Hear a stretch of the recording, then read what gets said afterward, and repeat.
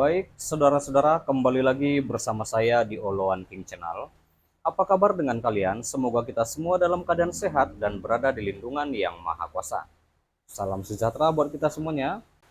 Nah, di video kali ini, saudara-saudara, kita masih kembali membahas tentang kasus Vina dan Eki yang terjadi di Cirebon pada 2016 silam. Di sini kita bisa mendengar video cuplikan dari Ibu Widya tentang ini kok bisa Ibu Widya mengetahui semuanya ya saudara-saudara.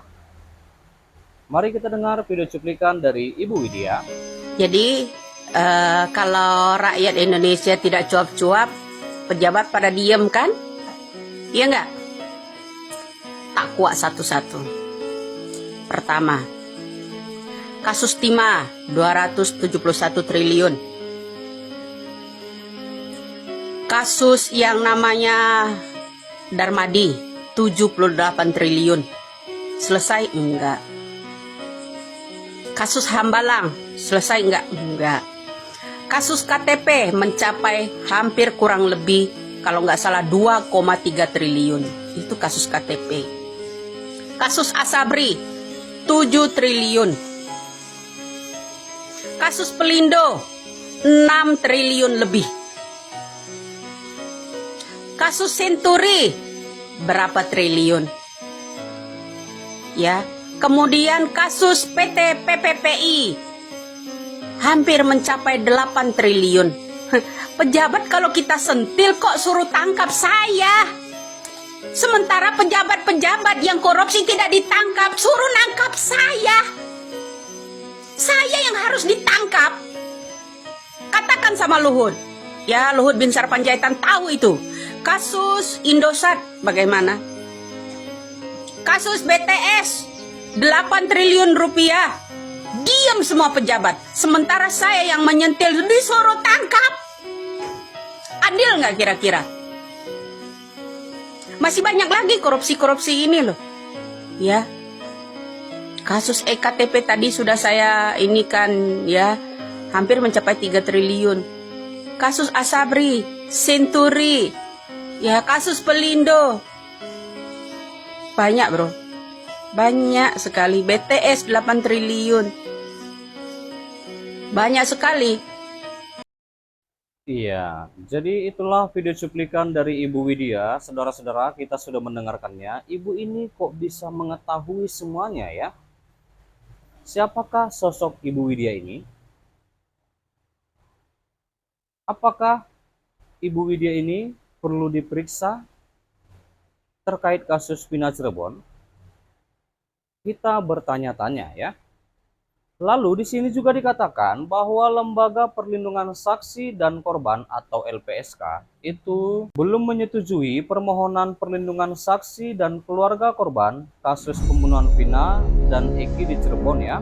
Di mana Ketua LPSK Brigjen Purnawirawan Akmadi menjelaskan, LPSK sempat saat ini masih dalam pendalaman berkas serta keterangan dari para pemohon.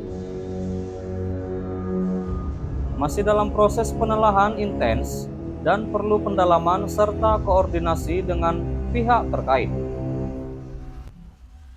kata Pak Ahmadi itu saat dihubungi pada Selasa tanggal 18 bulan 6 2024 ya.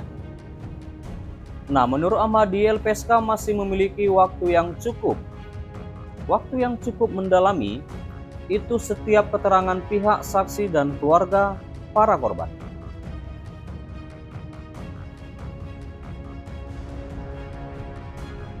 Di samping itu, LPSK juga terus berkoordinasi ya saudara-saudara, berkoordinasi itu dengan Inspektur Pengawasan Umum ya atau Irwasum dari kepolisian dalam memproses permohonan yang diajukan.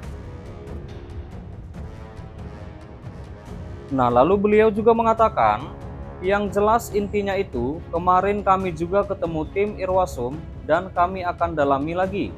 Analisis dokumen juga penting.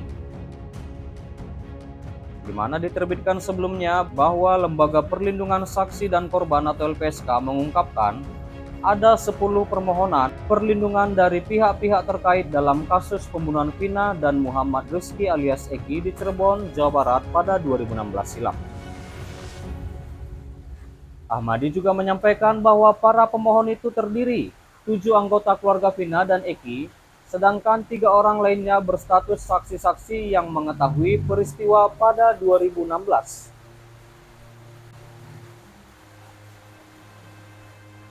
Nah, lalu saudara-saudara, beliau juga mengatakan, yaitu Pak Ahmadi dalam konferensi pers Selasa tanggal 11 bulan 6 2024 mengatakan, hingga tanggal 10 Juni 2024, LPSK telah menerima permohonan perlindungan dari 10 orang yang berstatus hukum sebagai saksi dan keluarga korban. Lalu LPSK sedang menelah permohonan yang dilakukan dan melakukan asesmen terhadap para pemohon. Hal ini untuk memastikan apakah para pemohon layak mendapatkan perlindungan hukum selama pengembangan kasus pembunuhan itu berjalan atau tidak, ya. Lalu Pak Ahmadi juga mengatakan, mempertimbangkan sejumlah tantangan tersebut, LPSK perlu berhati-hati dalam mengambil keputusan terkait permohonan dalam kasus ini. Vina dan Eki tewas karena kebrutalan geng motor di Cirebon 8 tahun silam. Saat itu Vina masih berusia 16 tahun. Iya. Baik saudara-saudara, sampai di sini dulu berita terkini yang bisa aku sampaikan tentang update terkini kasus Vina dan Eki di Cirebon pada 2016 silam lalu.